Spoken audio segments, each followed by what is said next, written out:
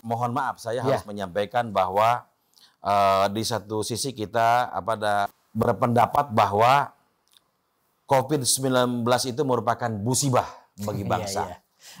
Tapi dalam konteks UT, ternyata itu menjadi berkah.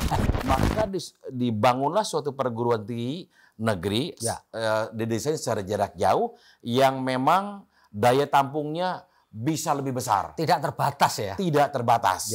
Dalam konteks itu maka UT harus menjawab tantangan yang dihadapi oleh pemerintah, meningkatkan daya tampungnya seperti pada tahun 2017, Bapak Menteri menyampaikan supaya UT meningkatkan daya tampungnya dari sekitar 300.000 menjadi 1 juta, seperti itu. Dilihat dari jumlah mahasiswa sampai dengan saat ini memang Fakultas Keguruan dan Ilmu Pendidikan atau FKIP yang paling banyak mahasiswanya. Itu favorit kebanyakan, para guru favorit itu kan. Nah, tetapi berikutnya juga Fakultas Hukum, Ilmu Sosial dan Ilmu Politik, FHISIP sekarang juga semakin banyak. Kalau tadi FKIP sekitar 60 ribuan, maka FISIP itu sekarang sekitar 120 ribuan. Jadi sudah banyak juga mahasiswanya. Jadi di bawahnya keguruan ya Pak? Ya, betul FISIP. Terus baru Fakultas Ekonomi yang Fakultas Ekonomi ya. Itu yang terakhir adalah Fakultas Sains dan Teknologi. Ya, saya lahir di sebuah desa di dusun terpencil di Jawa Barat, kira-kira 60 km dari Bandung ke arah utara. Kami bukan orang yang berada, jadi orang tua saya juga sebagai kuli di Jakarta. Jadi gitu. kuli kayu. Kuli kayu di Jakarta, di daerah Klender pada seperti itu gitu kan. Jadi ibu di kampung, orang tua ke Jakarta, kuli di Jakarta. Jadi saya memang lahir di tengah-tengah kemiskinan. Assalamualaikum warahmatullahi wabarakatuh. Salam damai sejahtera buat kita semua. Om Swastiastu, Namo Buddhaya, dan salam kebajikan. Bertemu lagi dengan saya, Feby Mahendra Putra, Direktur Pemberitaan Tribun Network. Kali ini saya berada di kampus Universitas Terbuka yang ada di Pondok Cabe di wilayah Tangerang. Saya akan bertemu dengan Rektor Universitas Terbuka, Bapak Profesor Ojat Darujat Mbus PhD. Nanti kita akan ngobrol terkait dengan target Universitas Terbuka untuk merekrut 1 juta mahasiswa seperti yang ditargetkan oleh pemerintah melalui Kementerian Pendidikan dan Ristek. Nanti kita akan ngobrol panjang bagaimana cara beliau untuk mencapai target tersebut. Yuk kita ikuti.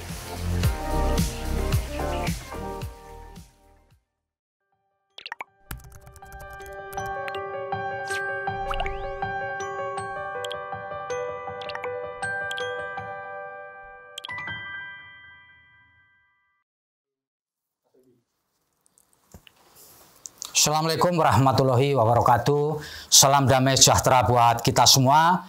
Salam, Om Swastiastu, Namo Buddhaya, dan salam kebajikan. Tribuners, bertemu lagi dengan saya, Feby Mahendra Putra, Direktur Pemberitaan Tribun Network. Kali ini saya berada di sebuah kantor yang mengelola sebuah perguruan tinggi, namanya Universitas Terbuka. Dan pada saat ini saya sudah bersama dengan Pak Rektor Universitas Terbuka, Profesor Ojat Darujat Mbus PhD.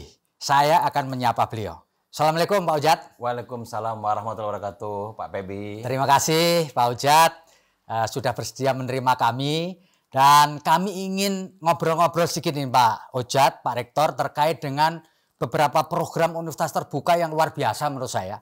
Satu di antaranya adalah program untuk menarik 1 juta mahasiswa menjadi mahasiswanya Universitas Terbuka. Betul. Sebuah universitas non-konvensional. Bisa dijelaskan ini Pak Rektor? Wah, pertanyaan yang sangat bagus Pak Feby. Ya, munculnya dulu program rencana 1 juta mahasiswa itu ketika Bapak Menteri Riset Pendidikan dan Teknologi menyampaikan kepada kita, kepada seluruh rektor, ketika rektor-rektor PTN dulu dikumpulkan di Universitas Terbuka pada tahun 2017, tepatnya pada bulan November. Di situ menyampaikan Bapak Menteri Prof. Nasir bahwa angka partisipasi kasar pendidikan tinggi pada saat Indonesia baru mencapai 34%. Gitu ya. Iya, nah jauh ketinggalan bila dibandingkan dengan APK pendidikan tinggi seperti tetangga kita, Malaysia, Thailand, Filipina, apalagi Singapura dan Korea. Ya. Nah, oleh karena itu Pak Menteri menyampaikan kepada kita, khususnya kepada UT, supaya UT bisa meningkatkan jumlah mahasiswa menjadi 1 juta. Ya. Pada saat itu jumlah mahasiswa kami sekitar 300 ribuan. Berarti masih terpaut 700 ribu. 700 ribu. Ya. Nah, kenapa itu diserahkan kepada UT? Ya. Karena ini terkait dengan misi utama UT. Ya. Sejak UT didirikan pada tahun 84. Ya. Sampai dengan saat ini ada satu misi penting atau mandat yang diberikan oleh pemerintah kepada UT, yaitu mandat pemerataan akses pendidikan tinggi bagi seluruh warga masyarakat Indonesia. Nah, UT didesain secara berbeda. Tadi Pak PB mengatakan non konvensional. Ya. Pada saat itu ada jumlah perguruan tinggi 44. Nah, dan tidak mampu menjawab 3 masalah utama yang dihadapi oleh pemerintah. Ya. Di mana ada masalah yang pertama, daya tampung perguruan tinggi negeri yang sangat kecil. Terbatas ya, Pak. Sangat terbatas. 44 perguruan tinggi tidak mampu meningkatkan daya tampungnya. Ya. Karena jumlah mahasiswa, jumlah lulusan SLT yang sangat banyak. Terus yang kedua juga ada masalah di mana masyarakat Indonesia yang berdomisili di daerah pinggiran itu mereka karena ada kendala geografis mereka tidak bisa menikmati pendidikan secara tatap muka yang harus pergi ke ibu kota provinsi. Ya, gitu ya. Dan terus berikutnya juga masalah yang ketiga adalah orang-orang yang sudah bekerja, mereka tidak bisa meningkatkan kompetensinya, meningkatkan kualitas pendidikannya ke yang lebih tinggi karena mereka terikat dengan komitmen sosial seperti mereka sudah bekerja atau juga punya keluarga dan komitmen sosial lainnya. Nah, maka dibangunlah suatu perguruan tinggi negeri didesain secara jarak jauh yang memang daya tampungnya bisa lebih besar. Tidak terbatas ya? Tidak terbatas. Ya.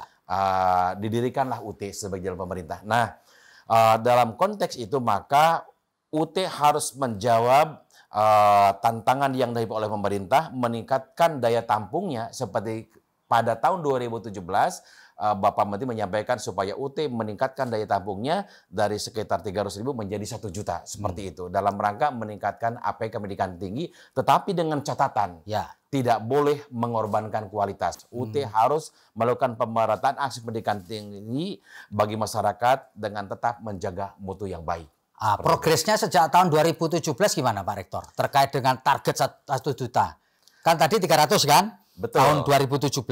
Kalau saat ini jumlahnya berapa Pak Rektor? Alhamdulillah sampai dengan saat ini kita sudah bisa meningkatkan jumlah mahasiswa mencapai 350.000. Itu upaya yang kita lakukan, ada program-program yang kita bangun terutama terkait dengan peningkatan kualitas layanan pada mahasiswa. Jadi yang terkait dengan layanan akademik, yang terkait dengan learner support services, jadi berbagai kegiatan layanan kita lakukan dalam rangka meningkatkan kualitas layanan kepada mahasiswa supaya nanti semakin banyak lulusan SLTA yang mau masuk ke UT. Seperti itu. Kalau dilihat dari targetnya kan masih jauh nih Pak Rektor ya. Betul. Kira-kira yang selama ini dihadapi atau kendala apa di dalam menyerap para mahasiswa itu supaya ya mulai mendekati target lah. Kan sudah 2017 ya sekitar sudah 4-5 tahun Pak Rektor. Ya betul. Upaya yang kita lakukan dalam rangka mengejar target tersebut. Yang pertama bahwa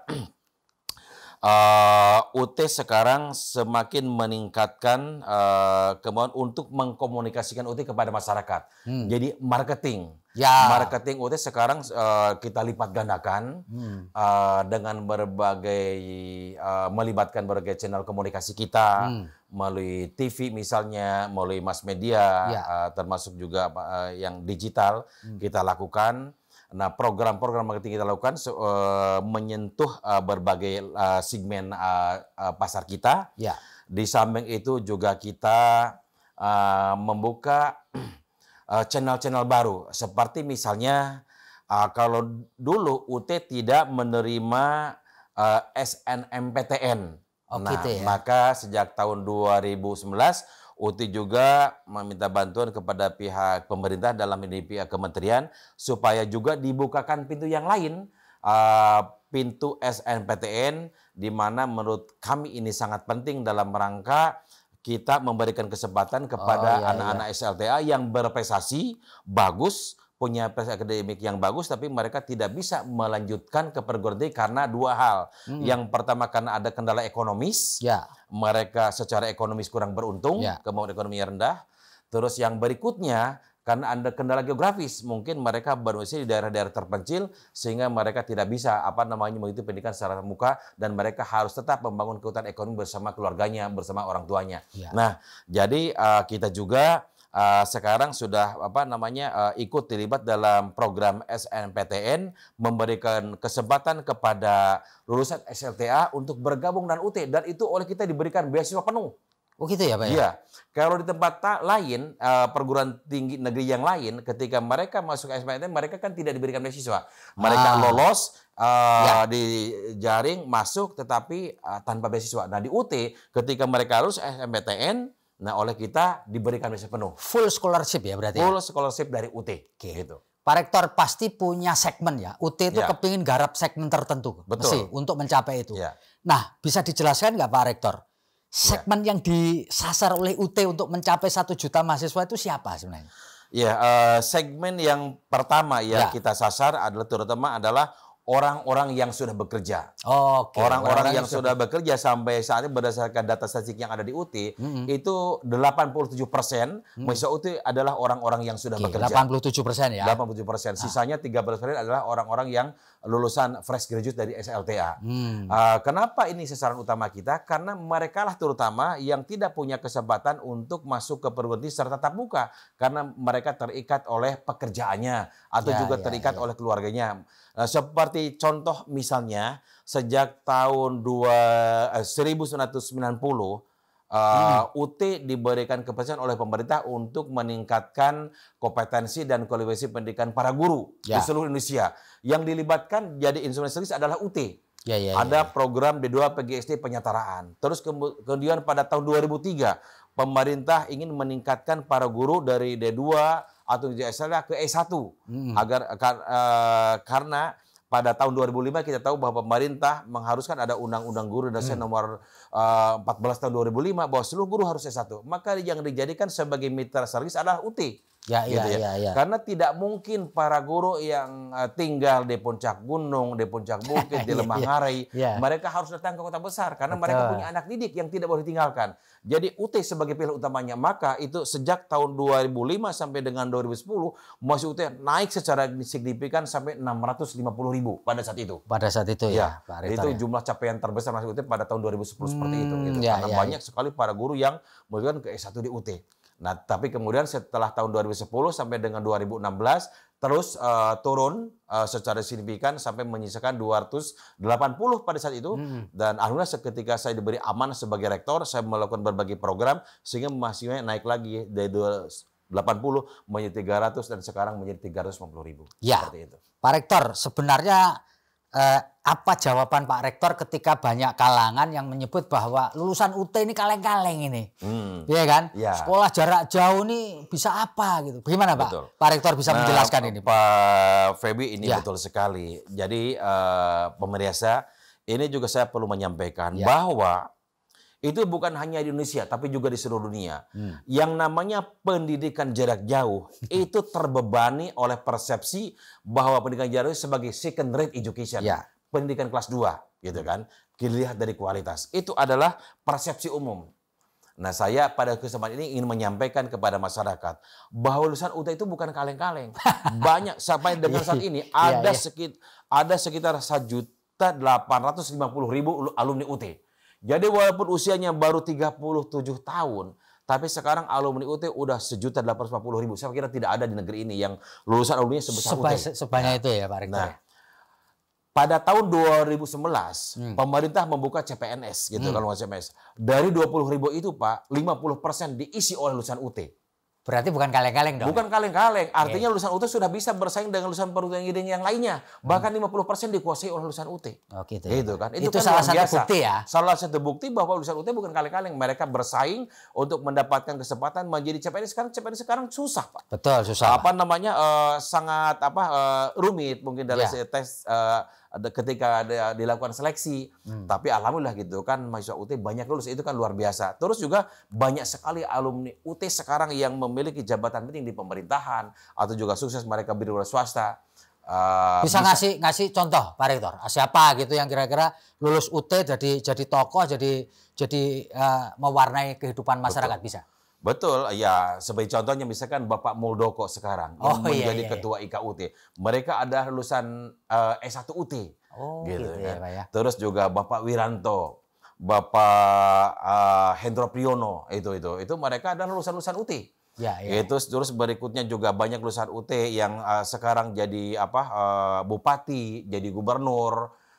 Terus juga yang merintis di kementerian, termasuk di Kementerian Pendidikan, Kebudayaan Pendidikan Tinggi, itu banyak lulusan UT, Pak. Termasuk juga di kementerian-kementerian yang lain, gitu kan banyak. Saya bisa menyebutkan banyak. Itu gitu. Bukti berikutnya bahwa alumni UT bukan kaleng-kaleng ya. Betul, Bapak. Yang secondary rate bukan ya, Pak ya. Karena justru di kita itu sangat ketat, Pak, dalam mengawal kualitas. Memang ke UT itu gampang masuknya. Tetapi kalau mereka tidak belajar dengan serius, hampir dapat dipastikan mereka tidak akan lulus dari UT. Karena di UT itu walaupun mereka dekat dengan dosen di UT, mereka justru belajar secara mandiri di rumahnya masing-masing gitu kan. Belajar tanpa bimbingan. Memang banyak kendala yang dihadapi oleh mereka. Jadi banyak di antara mereka yang tidak sanggup menuntaskan studinya di UT. Berdasarkan statistik yang ada pada kami sekarang lebih dari atas angka 1 juta mereka yang lulus di UT. Oh gitu ya, Pak. Jadi karena kendala-kendala macam-macam tidak mampu sehingga 1 juta nggak lulus ya, Pak ya? Nggak lulus dari UT misalnya. Bahkan lebih dari 1 juta. Jadi kalau mereka tidak belajar, apa dipastikan mereka tidak akan lulus. Seperti itu.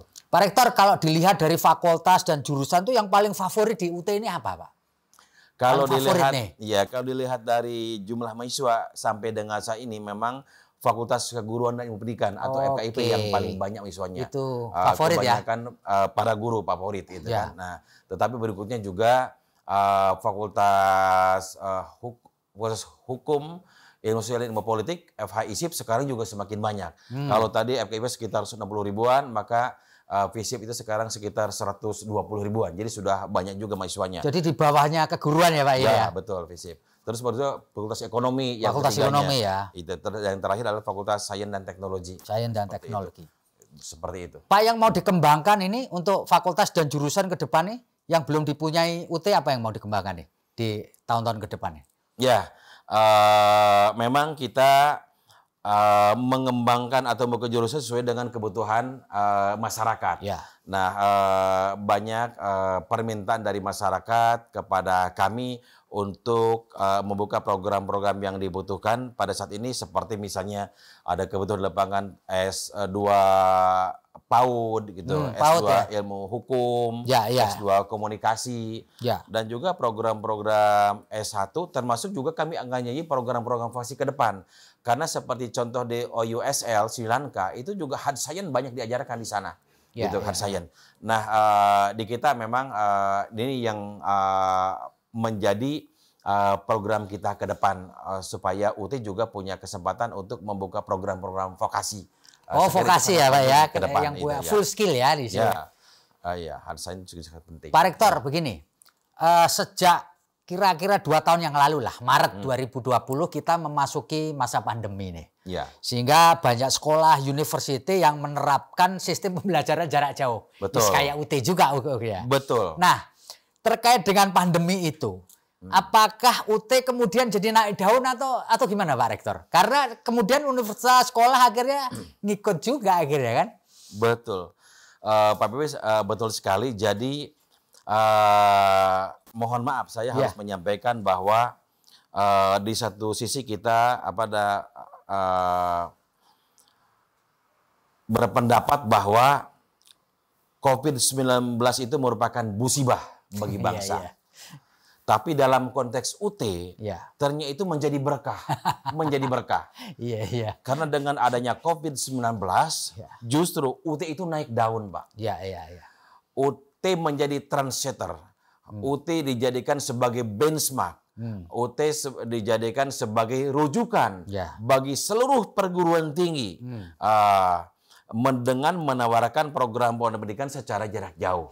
Nah, UT yang sudah berpengalaman 36 tahun pada saat itu menjadi rujukan setiap perguruan tinggi. Banyak mereka belajar ke UT, mereka berkumpul di sini, dan memang juga diarahkan oleh pihak kementerian, silakan datang ke UT, belajar ke UT, bagaimana selama ini UT mengembangkan dan mengolah pendidikan jarak jauh dengan learning delivery yang utama itu adalah secara online. Jadi banyak Pak yang belajar ke tempat kami atau ada permintaan dari mereka, teman-teman dari UT memberikan pelatihan di tempat-tempat mereka. Saya tidak bisa menyebutkan, hampir seluruh perguruan tinggi sudah datang ke tempat kami seperti itu. Dan ini merupakan suatu berkah bagi kami. Saya kira kenaikan jumlah mahasiswa UT saat ini juga tidak terlepas dari itu. Semakin banyak sekarang generasi-generasi milenial yang sekolahnya itu atau kuliahnya sekarang ke universitas terbuka. Jadi kalau saya lihat ada pergeseran pasar sekarang ini dari orang-orang yang sudah bekerja ke fresh graduate yang menjadi mahasiswa UT seperti itu. Oke, Pak Darujat, bisa cerita nggak Pak, ketika Bapak ditunjuk sebagai rektor universitas terbuka, apa yang Bapak pikirkan, apa yang Bapak rasakan, dan kemudian apa yang tercekat dalam pikiran Bapak, kedepannya ini saya mau apa gitu? Ya. Mixed feeling, Pak. Iya, saya tahu bahwa UT pada waktu itu tahun 2017 bulan Juli. Saya melihat bahwa ada tantangan besar yang sedang dihadapi oleh UT. Karena pada saat itu mahasiswa kita itu turun dari 610.000 turun sampai tinggal menyisakan 280.000 lagi. Harus ada reformasi yang harus saya lakukan, bagaimana caranya supaya UT tidak seperti dikatakan orang-orang oleh teman-teman waktu UT akan mahasiswa turun menjadi 100.000-an katanya gitu kan. Ini tantangan buat Bapak ya berarti ya? Betul, tantangan. Bagaimana caranya supaya UT tetap hidup, supaya ketika saya diberi amanah ini menjadi titik balik UT nyanik lagi jumlah mahasiswanya. Nah, saya tahu bahwa ini adalah amanah. Amanah kepercayaan yang telah diberikan oleh anggota Senat, oleh teman-teman keluarga besar UT, dan juga amanah yang diberikan oleh pihak kementerian, karena juga kementerian mendukung saya waktu itu 100% gitu ya. Nah, saya harus bisa membuktikan kepada publik masyarakat UT dan kepada pemerintah harus bisa membawa UT lebih baik ke depannya. Nah, sehingga maka dalam pikiran saya harus melakukan reformasi dalam berbagai aspek. Nah, akhirnya alhamdulillah saya itu lakukan. Yang pertama reformasi akademik, Pak. Saya melakukan reformasi akademik. Yang pertama adalah terkait bahan ajar. Bahan ajarnya harus sangat bagus. Dan harus dipastikan bahan ajar itu dimiliki oleh semua mahasiswa UT. Nah, awalnya kan pada saat itu bahan ajar itu ukurannya itu A5, Pak. Sehingga font size-nya itu kecil-kecil. Kecil-kecil ya, Pak. Nah, itu akan sangat menyulitkan mahasiswa untuk mempelajari, untuk membaca modul tersebut. Maka itu harus saya kembalikan ukurannya menjadi A4 gitu kan. Dengan menyajikan gambar-gambar dan berwarna gitu kan. Jadi physical appearance-nya juga harus bagus gitu kan. Di samping kontennya itu juga harus bagus dengan menghadirkan konten ekspor atau subjek ekspor dari perguruan tinggi yang sudah bagus gitu kan itu. Jadi bahan ajar harus bagus karena bahan ajar itu menjadi sumber bahan belajar utama mahasiswa UT. Kalau di perguruan tinggi biasa ada dosen yang berdiri di ruang-ruang perkuliahan, kalau di UT ada bahan ajar, terutama bahan ajar tercetak yang menjadi sumber pembelajaran utama bagi mahasiswa. Bahan ajarnya dipastikan harus bagus, kualitasnya harus bagus, penampakannya harus bagus, dan kontennya harus bagus. Itu adalah PR pertama saya. Dan yang kedua juga saya harus memastikan bahan ajar itu dimiliki oleh mahasiswa. Yang tadinya bahan ajar itu tidak wajib, oleh saya diwajibkan. Semua mahasiswa UT harus wajib memiliki dan membeli bahan ajar UT. Bagaimana mereka bisa belajar kalau mereka tidak punya barangnya, tidak punya sumber bahan belajar utanya? Hampir dapat dipastikan mereka akan gagal dalam ujian. Maka saya mewajibkan bahan ajar. Tapi memang ini bukan tanpa risiko. Ada resikonya di mana bahan ajar itu tidak sampai. Maka saya harus memastikan bahwa hal-hal yang terkait dengan ini dipastikan itu benar semua, gitu kan. Karena ketika ini tidak benar, maka hampir dipastikan itu mereka juga akan gagal. Program ini akan gagal. Misalnya alamat mahasiswanya tidak diupdate di dalam SRS-nya UT atau data ekosistemnya UT. Apa dipastikan bahan ajar tidak sampai. Maka harus pastikan dalam SRS kita alamat mahasiswa itu diupdate setiap saat, itu kan, untuk memastikan bahannya sampai dan dimiliki oleh mahasiswa. Terus yang berikutnya juga saya harus memastikan bahwa mahasiswa UT itu harus menjadi pembelajar jarak jauh yang tangguh. Nah, mereka itu kan berasal dari pendidikan konvensional. Mereka tidak punya keterampilan belajar jarak jauh. Maka learner support services, layanan pendukung juga harus kita berikan. Sejak mereka masuk bukan hanya OSMB, tapi adakan yang namanya Distance Learning Skill Workshop atau workshop keterampilan belajar jarak jauh harus kita berikan supaya di situ mereka belajar jurus-jurus belajar itu seperti apa, gitu kan. Terus mereka ketika mereka mengerjakan tugas mata kuliah, maka harus ada assignment workshop supaya mereka itu bisa mengerjakan tugasnya sendiri, diberi kepercayaan oleh kita, gitu kan. Tumbuhkan self confidence-nya supaya tidak mengerjakan tugasnya dikerjakan oleh orang lain, dibangun sikapnya, dibangun kepercayaan dirinya. Terus yang berikutnya ketika mereka menjelang ujian, ada namanya exam klinik oleh kita. Diberikan oleh kita pengetahuan cara-cara bagaimana mempersiapkan diri menghadapi ujian. Juga diberikan informasi tentang aturan tentang proses ujian. Termasuk juga sanksi-sanksi yang dikenakan ketika mereka melanggar ujian. Itu mereka harus melakukan semua. Jadi bukan hanya aturannya diperbaiki, tetapi mahasiswa juga oleh kita diedukasi dan dipersiapkan. Itu adalah kegiatan learner support service yang kita berikan kepada mahasiswa supaya mereka tumbuh menjadi pembelajar jarak jauh yang tangguh. Seperti itu, Pak. Itu caranya. Pak, kalau melihat sudah jalan begitu, apa yang kurang ini, Pak?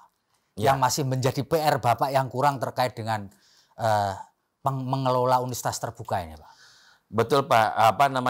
Tentu kita walaupun sudah berupaya optimal, tetapi di lapangan masih ada kekurangan-kekurangan. Walaupun kita sudah membuat sistem penjualan kualitas atau Sivitas UT untuk memastikan bahwa seluruh layanan itu bisa dikerjakan sesuai dengan kaidah-kaidah mutu UT sebagai pendidikan jarak jauh. Itu sudah punya sebenarnya. Tetapi di lapangan selalu timbul disparitas, gitu kan. Misalnya yang terkait dengan layanan kegiatan tutorial, ada yang kurang. Di mana ada tutor kita yang lambat merespon postingan mahasiswa, atau juga ada tutor yang tidak sesuai dengan latar belakangnya, sesuai dengan kebutuhan layanan kita, sesuai dengan aturan kita. Itu masih ada ya? Masih ada di lapangan, Pak, gitu kan, seperti itu. Nah, oleh karena itu merupakan PR penting bagi UT, bagaimana caranya supaya ketika ada kendala yang terkait dengan itu, nah sistem ini bekerja supaya nanti ketika ada tutor yang tidak bagus performanya, oleh kita bisa diganti atau dilatih untuk ditingkatkan kemampuannya seperti itu. Itu. Pak Rektor, ini universitas terbuka ini tengah menuju perubahan status kabarnya dari perguruan tinggi negeri menjadi perguruan tinggi negeri berbadan hukum atau PTN-BH. Nah, itu apa sih Pak impact-nya sebenarnya, Pak? Sebelum kepada impact, saya ingin menyampaikan dulu latar belakangnya kenapa UT harus naik kelas menjadi PTN-BH. UT harus naik kelas dari PTN PKBLU menjadi PTN-BH, ini sangat penting. Kita melihat bahwa ketika kita menjadi PTN PKBLU, banyak kendala yang kita hadapi di mana kita harus mengikuti aturan-aturan yang terkait dengan yang mengikat UT sebagai PTN PKBLU. Misalnya yang terkait dengan otoritas akademik, yang terkait dengan tata kelola, termasuk juga masalah misalnya tentang rekrutmen dan penataan SDM, yang terkait dengan kegiatan BMN dan sebagainya, banyak gitu kan. Nah, saya melihat bahwa ketika ada beberapa perguruan tinggi yang sekarang sudah berubah menjadi PTN-BH, mereka punya otonomi yang lebih luas. Gitu ya, Pak ya? Ya, dalam hal misalnya otonomi dalam bidang akademik. Termasuk gitu keuangan juga? Termasuk dalam keuangan, gitu ya.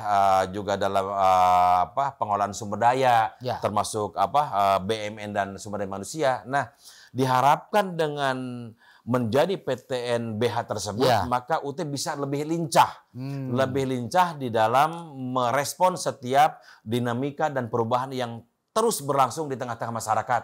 Misalnya tadi yang terkait dengan pembukaan dan penutupan program studi. Ya. Maka ketika kita menjadi PTNBH, kita bisa cepat merespon dengan membuka program-program studi yang tidak saturated, yang dibutuhkan oleh masyarakat, gitu kan. Nah, kami saat ini belum bisa merespon, memberikan jawaban ketika ada permintaan dari lapangan tentang kebutuhan tersebut, karena kita kan harus mengajukan izin kepada kementerian dan itu prosesnya bisa panjang gitu kan. Tapi kalau PTNBH nggak perlu lagi? Nggak perlu lagi. Udah bisa diputus-putusin sendiri? Bisa diputuskan di internal, dibicarakan dengan Senat dan MWA, Majelis Wali Amanah, dan ketika itu oke, maka bisa kita buka. Oh, jadi lebih pendek gitu ya? Lebih pendek. Nah, gitu kan, tapi ada lemahnya nggak ketika kita berstatus PTNBH ini, ada negatifnya nggak Pak? Kalau saya melihatnya sangat positif, tidak ada lemahnya. Ada negatifnya? Tidak ada negatifnya, bahkan menurut saya ini akan lebih bagus memberikan kesempatan kepada perguruan tinggi untuk semakin mengeksekusi competitive advantage-nya. Seperti UT misalnya pada sini. Competitive advantage UT yang tidak dimiliki oleh perguruan tinggi tatap muka adalah di mana coverage daya jangkau UT itu bisa tidak terbatas, menembus batas-batas wilayah. Gitu kan, seluruh Nusantara, bahkan masuk UT kan tersebar di 50 negara. Maka dengan PTNBH kita akan semakin leluasa mengelola itu, gitu ya. Nah, ini kan yang tidak dimiliki oleh perguruan tatap muka, gitu kan. Mereka tidak bisa menembus batas-batas wilayah seperti itu. UT bisa, gitu kan. Nah, UT bisa menjangkau semua kalangan.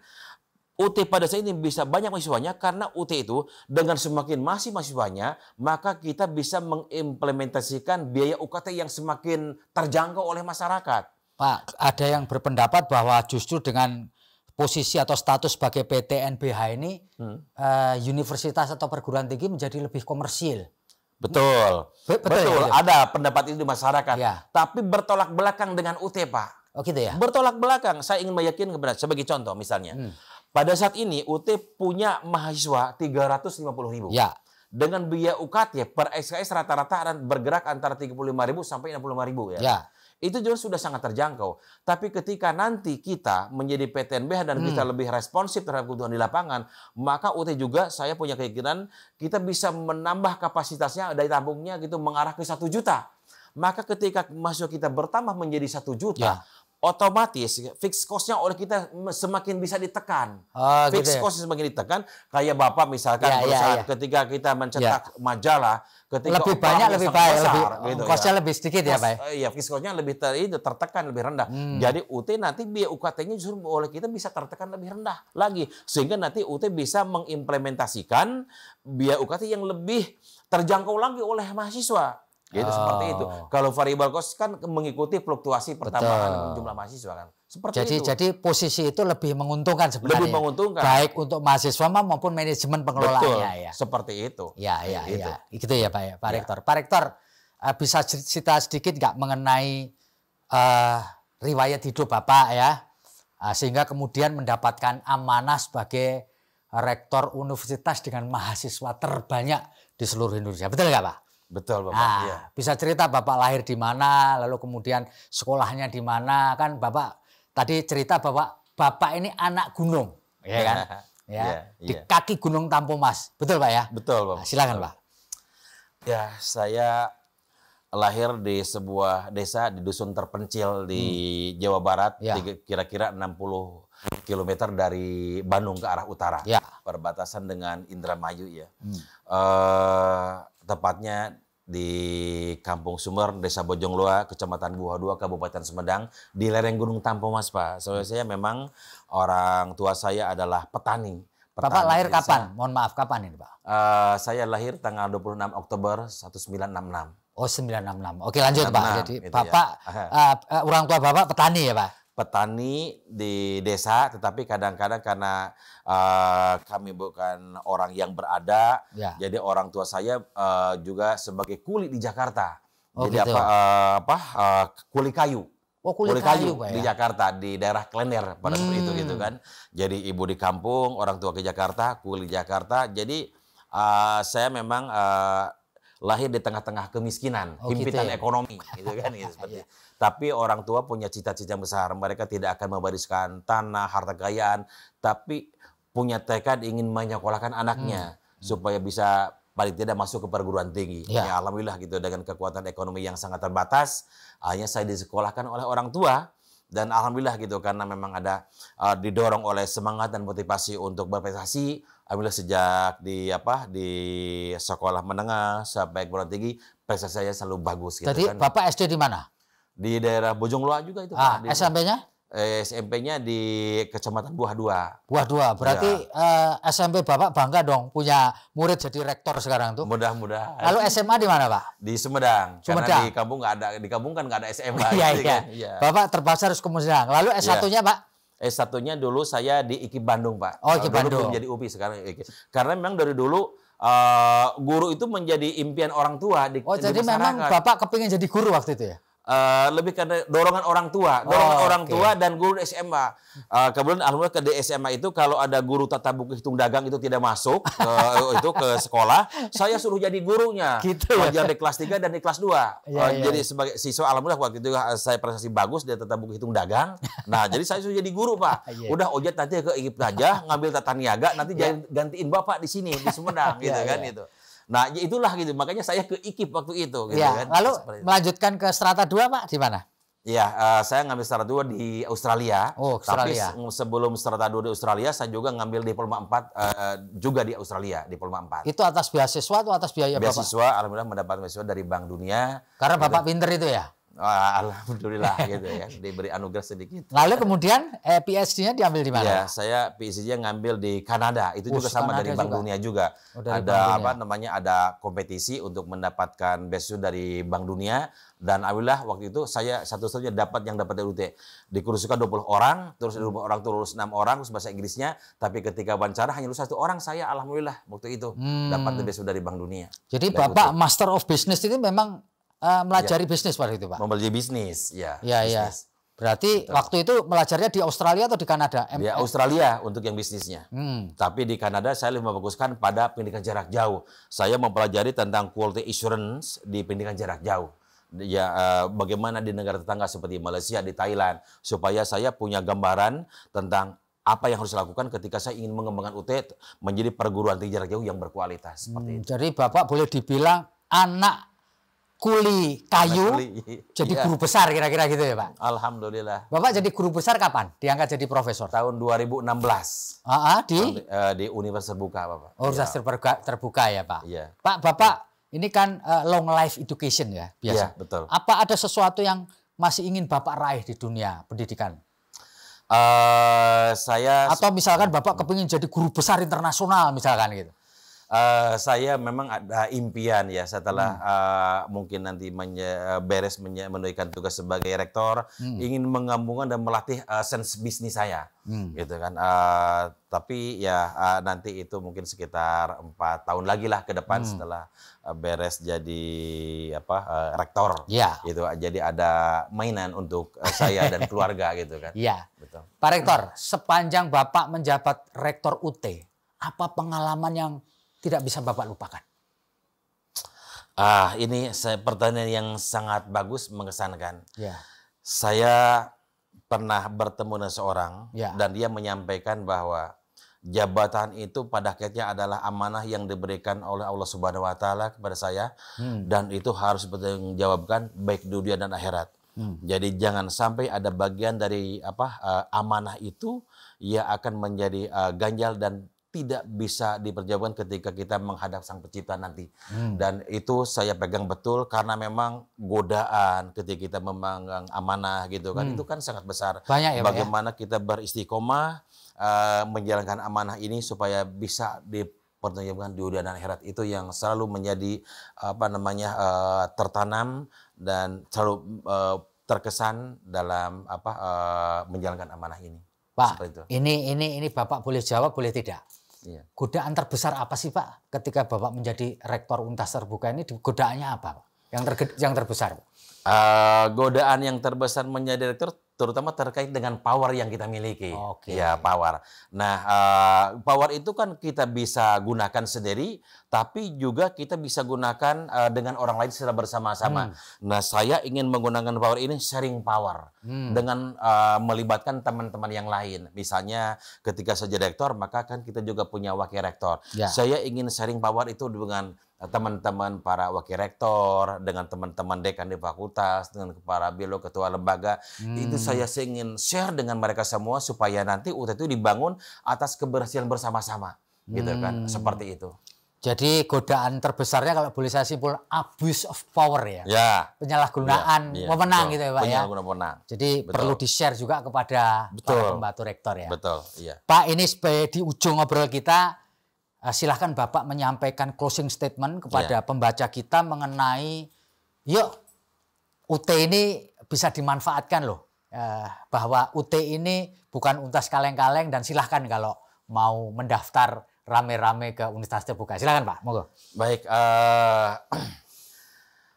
di ujung wawancara ini saya ingin menyampaikan kepada masyarakat, khusus masyarakat Indonesia, bahwa UT sekarang menjadi tren pendidikan masa depan. Saya pernah mendengar ketika Bapak Jokowi menyampaikan, Bapak Presiden menyampaikan bahwa apa yang ingin dicapai oleh Bapak Presiden, ini ditanya oleh Mas Menteri dari Pembangunan Pendidikan Indonesia. Bapak Presiden menyampaikan bahwa ingin pendidikan untuk semua, education for all, sampai ke masyarakat, sampai ke pelosok, tapi berkualitas. Nah, UT adalah jawabannya. UT menawarkan pendidikan yang berkualitas bagi seluruh lapisan masyarakat. Jadi mudah-mudahan UT semakin diterima oleh masyarakat, UT semakin dicintai oleh masyarakat, dan UT menjadi alternatif bagi generasi muda, bagi orang-orang yang sudah bekerja untuk meningkatkan kompetensi dan kualitas pendidikannya ke jenjang yang lebih tinggi. Itu saja.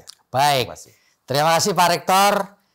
Tribuners, kita sudah di ujung ngobrol kita dengan Pak Rektor, Profesor Ojat Darujat MBus PhD. Luar biasa tadi penjelasannya. Baru kali ini saya ngobrol dengan orang yang begitu bersemangat. Tentu kita doakan bersama Pak Ojat Darujat MBus PhD bisa melaksanakan tugasnya sampai paripurna. Amin. Demikian saya Feby Mahendra Putra pamit undur diri. Assalamualaikum warahmatullahi wabarakatuh. Salam damai sejahtera buat kita semua. Shalom, Om Santi Santi Om, Namo Buddhaya, dan tentu saja salam sehat.